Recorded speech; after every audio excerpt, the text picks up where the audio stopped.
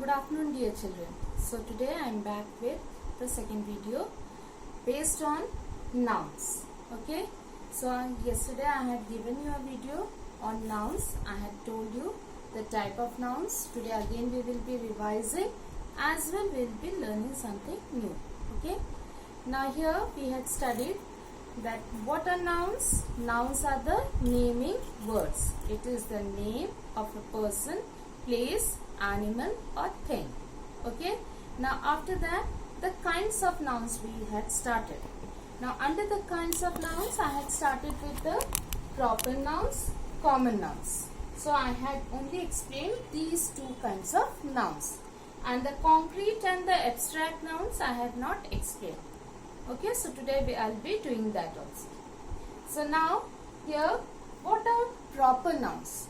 Proper nouns are the names, particular names of a person, place or things. Okay. Now when I say person, place or thing, so that means person, it can be anybody's names. Okay. Like your name, your friend's name, your parents' name, anybody's name. And then again when I say place, place means Bhopal is a city, a big city. Then Madhya Pradesh, these are the names. So now before the names, before the proper nouns, we will never use any article. Remember that. Before a proper noun, we will never use an article. So I won't say a Ramesh went to school. I will say Ramesh went to school. Okay. I even won't say the Bhopal is a big city. I will say Bhopal is a big city. So that means before proper nouns I will never use any article. Only in certain cases when I am particular about some newspapers, when I say, so like the Times of India. Okay. So because it is one particular newspaper I am talking about. So the newspapers will also come under your proper nouns.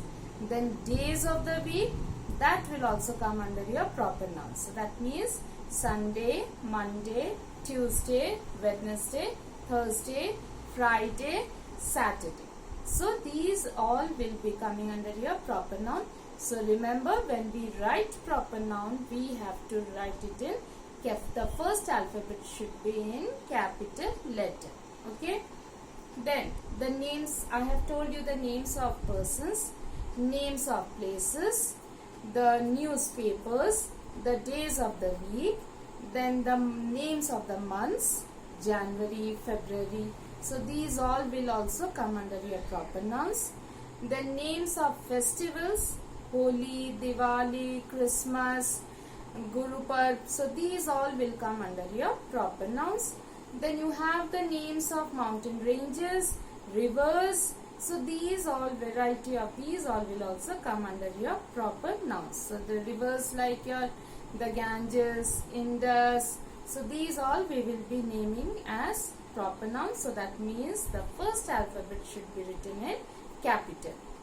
Then let us come to the common nouns. I had told you common nouns are the nouns which are representing a class or a group of people or a group of things. Okay. So when I had said Ramesh is a good boy, so that means boy. Actually when I take only boy, boy refers to anyone. But since in this sentence I have particularly named the boy as Ramesh, so Ramesh became a proper noun and the word boy will become your common noun. Same way, if I say table, chairs, these all will come under your common noun. Okay. Then let us see this. Common nouns will be divided into countable and uncountable nouns. Okay. So common nouns divided into countable, uncountable nouns. So when I say countable nouns, so that means the nouns which I can count. Okay. Always remember we are doing nouns. So I am talking about the nouns which are countable. Okay. So the nouns which I can count will be known as your countable nouns. So I can count 1 chair, 2 chairs, 3 chairs. So these will come under your countable nouns. And the uncountable nouns are those nouns which we cannot count, like water, rice, sugar. So these all will come under your uncountable nouns. Now under your countable nouns, that is again subdivided singular and plural. Okay. Now singular and plural nouns we are studying. Now remember, these are also there in your verbs also. So do not get confused. Okay. Nouns, when I say, that means you will particularly think of the naming words. So those will be singular nouns also you have, plural nouns. Now when I say singular nouns, that means the nouns which refers to only one, not more than one. So if it is one, so that is known as your singular noun. And if it refers to more than one, then it will become your plural nouns. Okay. So I hope children till here, I hope that you all have understood well. Okay. Now let me go to your concrete nouns. Now the word concrete is derived from the word concrete, which you normally use it for your, which is strong, which you can hold. Okay. So you say, you must have heard your parents saying that this house is made of concrete. So that means which is used to make bricks, cement. These have been used to make that house. So it is of concrete. So that means I can touch it, I can feel it. So it is known as concrete. So these nouns, that means which refer to those nouns which I can touch and feel by using my sense organs. So that will be known as your concrete nouns. So now your concrete nouns can also be classified into countable as well as uncountable nouns. Okay.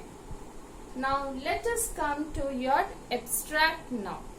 Now abstract nouns are those nouns which you can feel, but you cannot see them. You cannot touch them with your hands. Okay. You cannot touch and feel, but you can feel with your senses. You can feel with your heart. Okay. So that is known as your abstract noun. Okay. Now here, when I say concrete nouns, so I'll give you the examples of concrete nouns like your table, chair. These all will be coming under your concrete nouns. So when I give you the examples of concrete nouns, table, chair, that means you can also say that is concrete nouns. That means it also refers to your common noun, because common nouns also we had the same examples. The things which we can touch and we can use in common. Okay. So yes, that's true. So if I give you in a sentence, pick out the concrete nouns. So that means you can pick the common nouns also under your concrete nouns. Okay. You can also include your concrete nouns under your common nouns. So both are almost similar, but the name has been given concrete to identify how they look. Okay. How you can see or touch it and feel it. So only we say it concrete. Okay.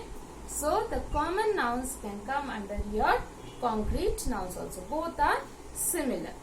Now abstract nouns which you can only feel with your senses. So that means you can feel your friendship with your friend. Okay. You can feel your enmity. So you are sometimes you are angry with someone, and so you both become enemies, and so that the enmity, that one also will come under that. Your youth when you become young. Young is your adjective. From the word adjective you are getting the abstract noun youth. So that is your abstract noun. Childhood, boyhood, honesty. So these all will come under your abstract noun. So abstract nouns are the quality, the feeling that we understand, but we cannot touch it, we cannot feel it with our hand.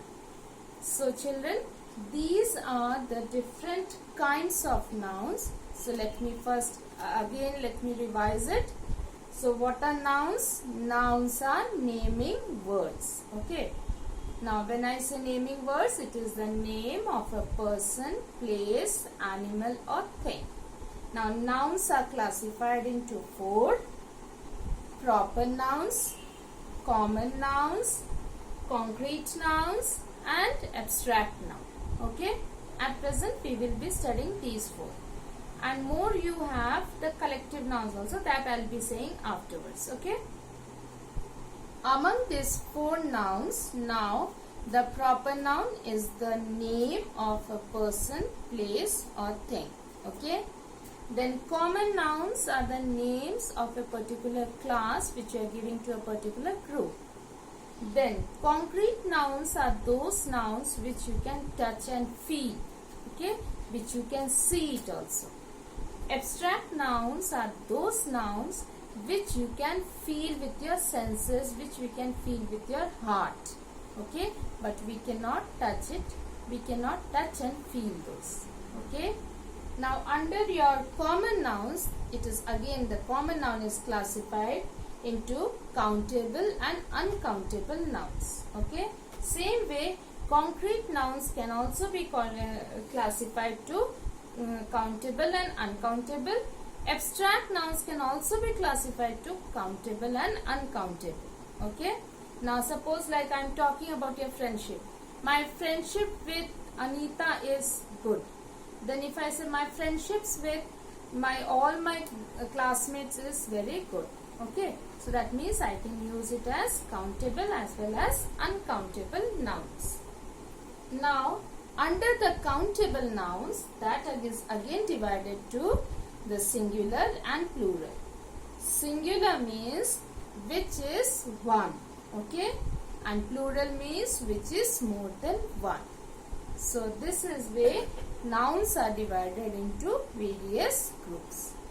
So children, I hope that you have understood. If still you have any doubt, you can clarify in our groups. Okay. Thank you. Have a good day.